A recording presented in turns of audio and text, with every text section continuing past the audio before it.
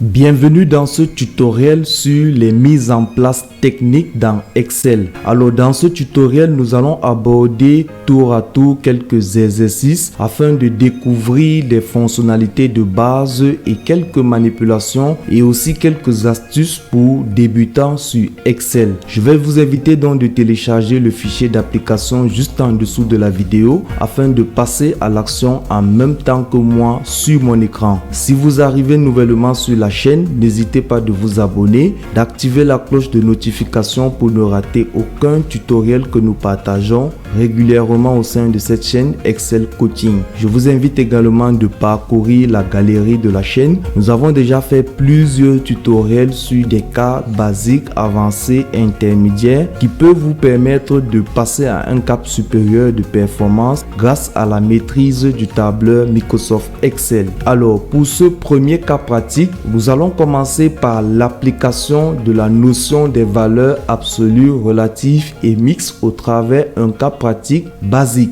Donc pour le premier exercice par exemple, nous souhaitons retrouver le total. Le total qui est simplement égal au taux fois le nombre de jours. Donc nous souhaitons le faire et qu'est-ce qui se passe lorsque nous serons à la ligne 5? Ici on va prendre C5 fois D5 et on va retrouver ici en E5 le total. Lorsqu'on sera à la ligne 6, on va prendre C6 fois D6 pour retrouver en E6 le total. Donc qu'est-ce qui se passe à chaque fois qu'on descend de ligne? Excel va relativement évoluer et choisir la donnée en fonction de la ligne. C'est pourquoi on parle de notion de valeur relative. Donc dans notre formule, on va indiquer que les valeurs, les cellules sont en mode relatif, relativement à la ligne à laquelle on va se trouver. Et pour indiquer cela, Excel, on ne mentionne aucun dollar ni devant le numéro de ligne, ni devant le numéro de la lettre. Donc, je vais donc simplement dire égal à 20, ici en C5, que multiplie fois D5. Et là, je valide entrée. Et là, retrouver 100. Donc, je vais simplement me positionner ici avec la fonctionnalité incrémentée. Lorsque vous voyez le petit plus en bas, je clique, je ne lâche pas et je duplique ma formule vers le bas. Alors, Excel va retrouver donc à chaque ligne, vous voyez, il va prendre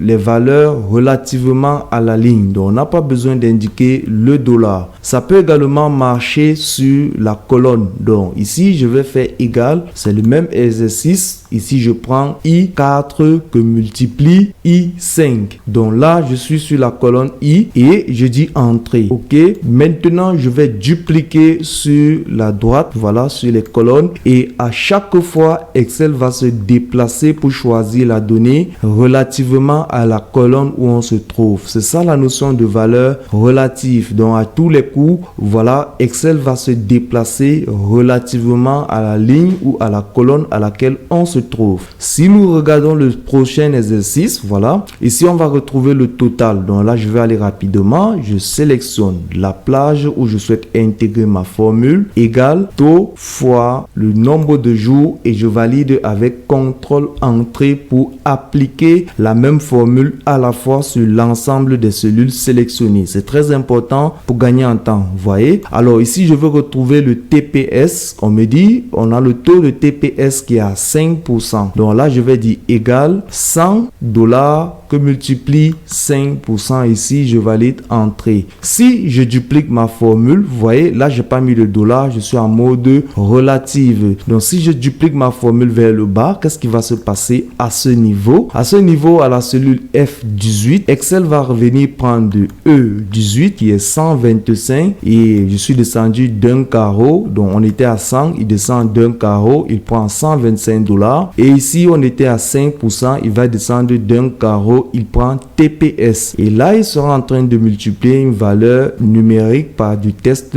Il va donc envoyer une erreur. Et à ce niveau, pour ce cas, je suis descendu également d'un carreau. Donc, il va prendre de 120 et il va multiplier par 5 parce que j'étais ici, il est descendu également d'un carreau. Donc, si je duplique là, regardons. Voilà, ici, il dit valeur. Il y a une erreur, l'erreur valeur. Voilà, on est en train de multiplier de la valeur numérique par de la valeur textuelle. Et ici, par contre, on multiplie 120 par 5. Donc, il y a un problème de valeur absolue dans notre formule. Donc, cette référence qui est en F15 pour le taux de TPS sera une valeur absolue. Donc, à tous les coups que je veux me déplacer, Excel doit absolument venir prendre dans cette cellule l'élément pour multiplier par le total selon la ligne. Donc, ici, je vais dire égal 100 que multiplie 5% et je fais F4, Fn, F4. Donc, il faut la touche fonction F4 pour certains claviers. Vous prenez F4, ça va marcher et je valide entrée. Vous voyez là, j'ai les dollars devant la lettre F et devant la ligne 15. Alors, je dis entrée. Je peux donc dupliquer ma formule vers le bas sans me prendre la tête et à tous les coups, Excel me retrouve donc le bon TPS. Il a pris 280 qu'il a multiplié par 5%. Donc, la valeur 5% est en mode absolu. Je valide entrée. C'est la même chose pour le TVQ égale taux total que multiplie le taux de TVQ et je mets F4 pour figer cette cellule pour dire qu'elle est en mode absolu. Je valide entrée et là je peux me positionner. Je double-clique sur le côté et Excel va dupliquer la formule vers le bas. Alors le total est simplement égal à ceci plus ceci plus ceci. Pour le total, on est en mode relatif. On va donc simplement dupliquer et à tous les coups il va prendre relativement à la ligne sommer les montants. Donc voici l'exercice, c'est plus ou moins simple. Je vous invite simplement de reprendre en même temps que moi avec le fichier d'application en téléchargement juste en dessous de la vidéo. Alors ici je vais vous montrer comment on peut faire la table de multiplication sur Excel avec le principe de valeur mixte. Donc alors égal, comprenons bien, pour le premier cas, on va dire 1 que multiplie l'autre 1 à ce niveau. Alors, qu'est-ce qui va se passer? Lorsque je vais dupliquer la formule vers la droite, donc vers la droite, 1, 2, 3, 4, pour la première ligne, ici en D29, voilà, on va se déplacer. On va quitter de D29 où on a 1 à D à E29 où on a 2, ainsi de suite. F29 où on a 3, G29, H29, I29, J29, K29, L29. Donc, vous voyez que 29 est fixe. C'est la colonne qui varie. Donc, je me positionne là. Je vais donc mettre un dollar devant le numéro de ligne uniquement. Donc, je fais F4 une fois. Il positionne devant la ligne et la lettre une seconde fois. Il positionne devant le numéro de ligne. C'est bon. Maintenant, je regarde la valeur C30. Je me positionne dessus. C30, qu'est-ce qui se passe? Je suis à C30. Lorsque je vais descendre là, je serai à C31, C32, C33, C34. Donc, la colonne C est fixe tandis que le numéro de ligne varie. Donc là, je vais mettre un dollar devant le numéro, la lettre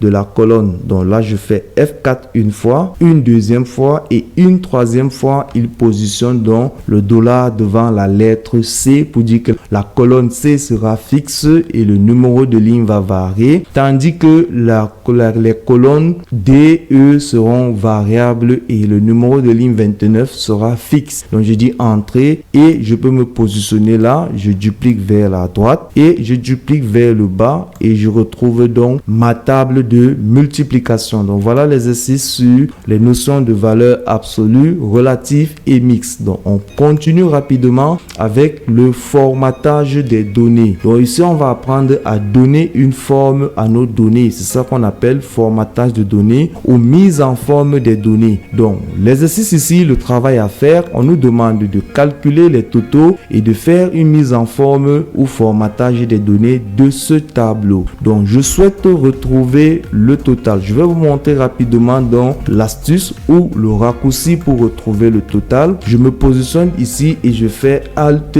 égal. Excel a compris intelligemment qu'on souhaite sommer donc les montants de points de vente 1 de janvier à juin. Donc je dis entrée simplement et puisque je suis en mode relatif, je ne me casse pas avec le dollar. Je vais donc dupliquer vers le bas. Ok, donc là j'ai retrouvé les éléments. Je suis supprime ici. Donc, je peux également simplement faire ceci pour gagner en temps. Je sélectionne toutes les lignes. Voilà, ici, on va retrouver le tal général. Donc, je sélectionne toutes les colonnes et je fais Alt égal et il retrouve donc automatiquement le total de chaque colonne. Donc, voilà le premier exercice qu'on a demandé de faire. Ensuite, on a demandé de faire une mise en forme. On a dit que les montants, alors je récupère les montants déjà, tous les valeurs numériques, les montants. On va enlever, on va mettre à la police Aparajita. Donc là, je viens dans la police, à ce niveau, à l'onglet accueil, je vais saisir Aparajita. Donc c'est un format, je dis entrée et voilà mon format. On a dit de mettre à la taille 10, je vais baisser à la taille 10 et la couleur de la police c'est du noir clair. Je viens, voici la couleur de la police, je déroule là, c'est du noir clair. Je vais prendre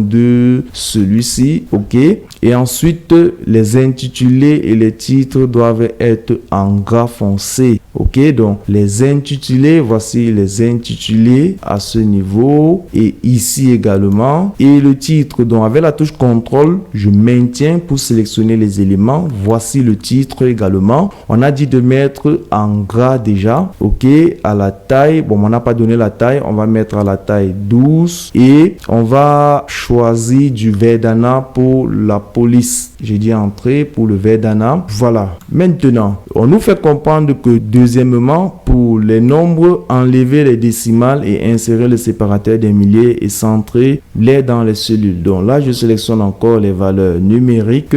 À ce niveau, clic droit, format de cellule et je viens sur nombre. Je vais choisir nombre là et pas de décimale, 0 et utiliser le séparateur des milliers. Je coche là et je dis OK. Ensuite, je viens à l'alignement dans le groupe alignement. Je vais centrer à ce niveau. Donc voilà, les éléments ont été centrés. Je vais peut-être baisser la taille encore des libellés là. Je sélectionne là avec la touche contrôle. Je ne lâche pas. Je récupère ici et je vais mettre à la taille 11. Voilà. Et je peux doubler-cliquer là pour que ça s'affiche tout l'élément. Ensuite, on nous a demandé de fusionner et de centrer le titre. Donc là, voici mon titre. Je vais sélectionner l'ensemble des cellules au-dessus du tableau et je viens dans l'onglet alignement, fusionner et centrer. Je déroule là, fusionner et centrer. Ok, il a centré. On peut augmenter la taille et on peut centrer l'élément également dans la cellule.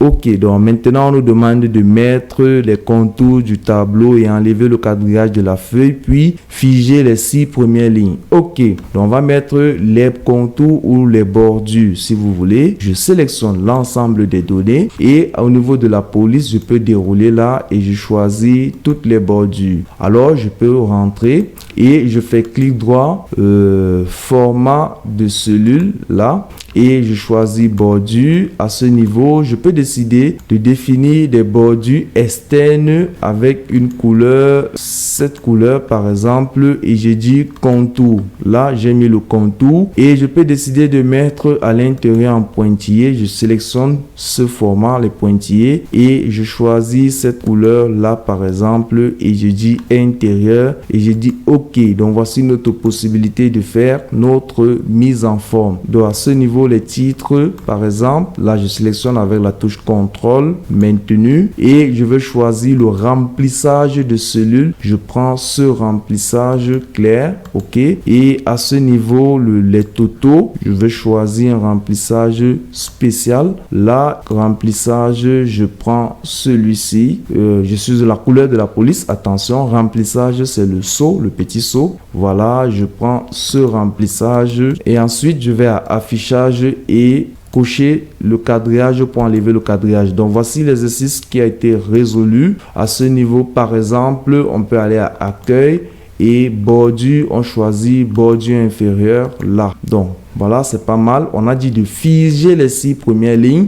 Donc, je me positionne à ce niveau. Pour figer les 6 premières lignes, je dois me positionner à la ligne 7. Voilà. Je vais à affichage et à ce niveau, figer les volets. Je déroule là et je veux figer uniquement la ligne supérieure. Par exemple, comme je peux décider de figer la ligne et la colonne. Donc, comme je suis positionné à P à la colonne A, je vais figer également la colonne, pas de souci. Donc, là, si je me positionne, je descends, vous voyez bien que à ce niveau, je maintiens toujours l'entête. Les 6 premières lignes sont maintenues. Donc, ceci nous permet donc de visualiser les données et de garder l'entête simplement de notre tableau. Donc, voilà comment on peut figer les volets. Donc, ensuite, après cet exercice, nous allons continuer avec la fonctionnalité atteindre. Alors, cette fonctionnalité sur Excel vous permet d'atteindre une cellule selon une spécificité. Par exemple, nous sommes dans le cas, nous venons de recevoir ce fichier d'un collaborateur sur lequel on souhaite travailler et nous ne souhaitons pas endommager les formules. Je vais donc vous recommander de retrouver toutes les cellules qui ont des formules et de les mettre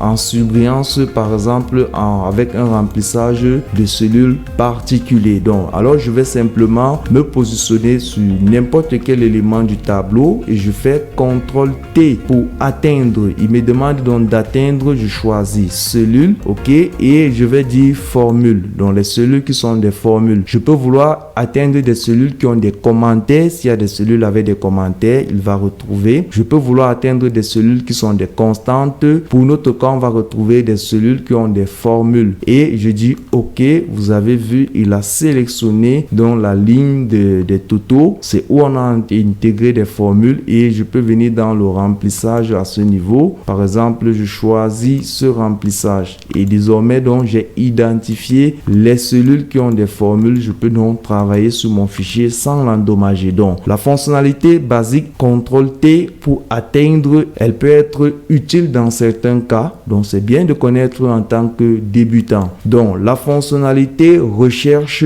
et remplace. On peut vouloir rechercher une valeur précise dans une feuille de calcul. On utilise la fonction recherche. Par exemple, je veux rechercher toutes les cellules qui ont vente. Donc là, je vais simplement faire accueil et à ce niveau je clique sur la loupe et je dis rechercher et là donc je recherche vente.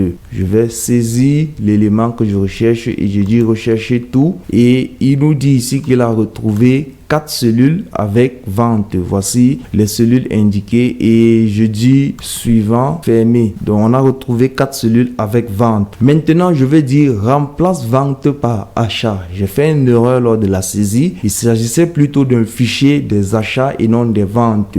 Donc je vais effectuer cette modification sur plusieurs données à la fois. Pour gagner en temps, je vais utiliser donc la fonctionnalité recherche et remplace. Donc je me positionne là et je fais CTRL H. Tout à l'heure, CTRL T pour atteindre, CTRL H pour cette boîte de dialogue recherche et remplace. Donc, je vais rechercher vente et je vais remplacer par achat. Donc, puisque tout à l'heure, on a effectué la recherche de vente, c'est pourquoi il me met ça par défaut, recherche vente et remplace par achat et j'ai dit remplacer tout. Et j'ai dit OK, vous avez vu, il a remplacé même dans le libellé de l'exercice, remplace achat par achat. Donc, il a retrouvé vente là. Donc, voilà comment on peut utiliser cette fonctionnalité pour effectuer une modification sur un ensemble de données à la fois identiques. Donc, nous continuons avec les commentaires sur Excel. Donc, nous pouvons être là, on souhaite intégrer les commentaires. Donc, là, pour le faire, je fais clic droit sur la cellule-ci et je vais à insérer un commentaire. Et là, je vais simplement dire vente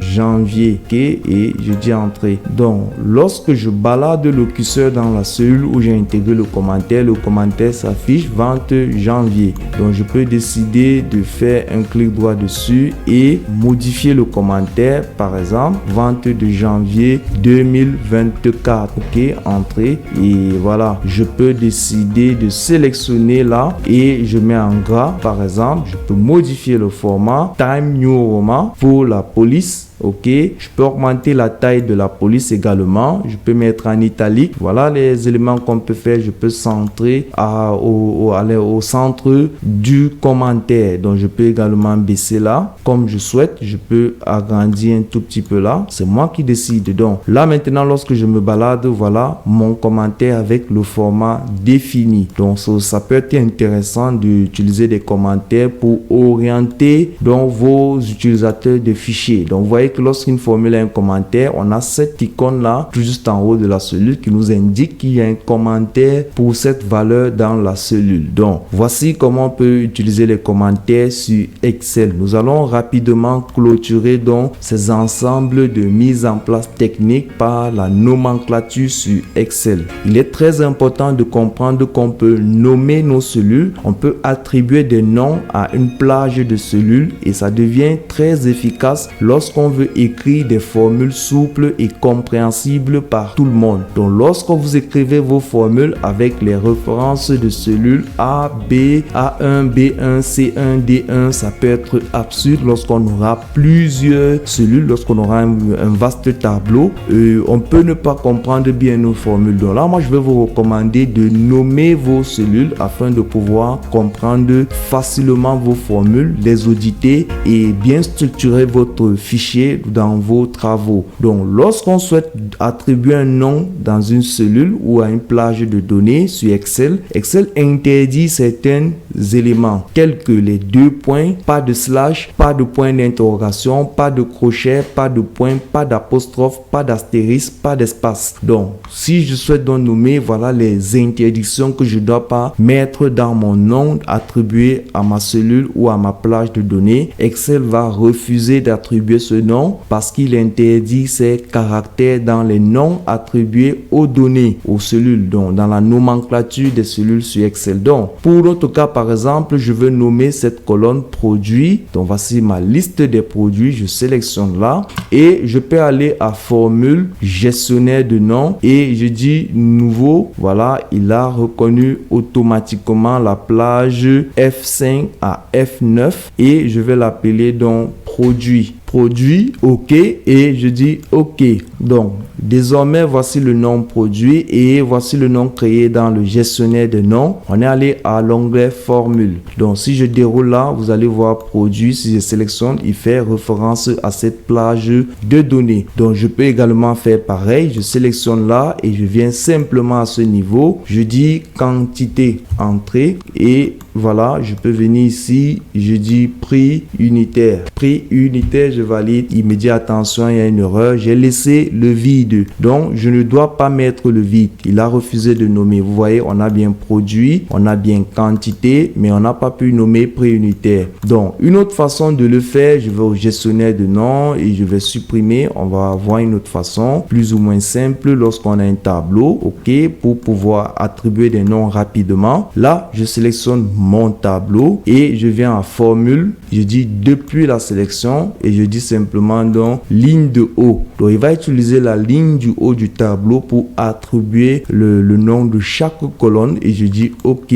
Désormais donc vous allez voir les noms ont été attribués. Vous voyez au niveau de prix unitaire, il a mis la barre de 8 et non l'espace. Si on met l'espace, ça ne va pas prendre. Donc là, j'ai le prix unitaire, les prix unitaires, ici j'ai les produits, ici j'ai les quantités. Donc je peux également nommer cette cellule TVA. Je me positionne dessus simplement, je viens là et je dis TVA, je dis entrée. Donc voilà, j'ai nommé mes cellules. Je peux donc retrouver le prix total simplement là. Je sélectionne l'ensemble des cellules où je souhaite intégrer ma formule et je dis égal. Cette fois-ci, je vais donc dire quantité. Voilà, quantité, il y a la formule. La formule, c'est FX, mais le tableau ou la plage nommée, vous allez voir un petit tableau comme ceci. Donc voici le nom quantité. Je double-clique dessus que je vais multiplier par le prix. Lorsque je commence à saisir, vous allez voir donc prix unitaire en bas là. C'est le nom que j'ai attribué à la plage des prix unitaires. Je sélectionne, je double-clique dessus et je valide CTRL entrée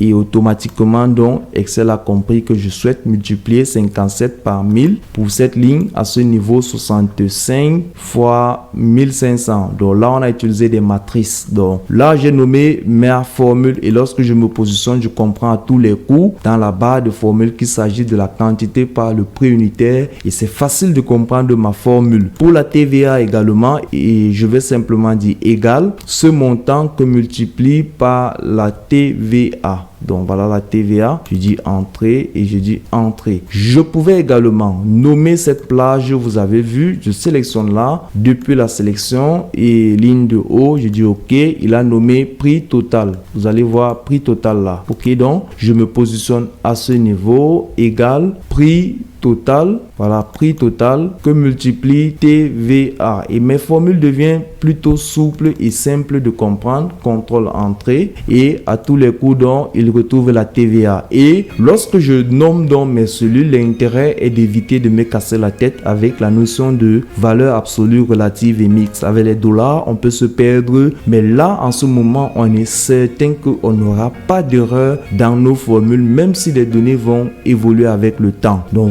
voici quelques fonctionnalités de base que vous devez déjà comprendre et maîtriser d'entrée de jeu lorsque vous démarrez sur Microsoft Excel. J'espère que ce tutoriel vous apporte une réelle valeur. Je vous invite surtout à appliquer et non de suivre comme une série télévisée sur Netflix. Alors je vous dis à très vite pour le prochain tutoriel sur le clic droit, votre ami redoutable au quotidien. Ciao ciao.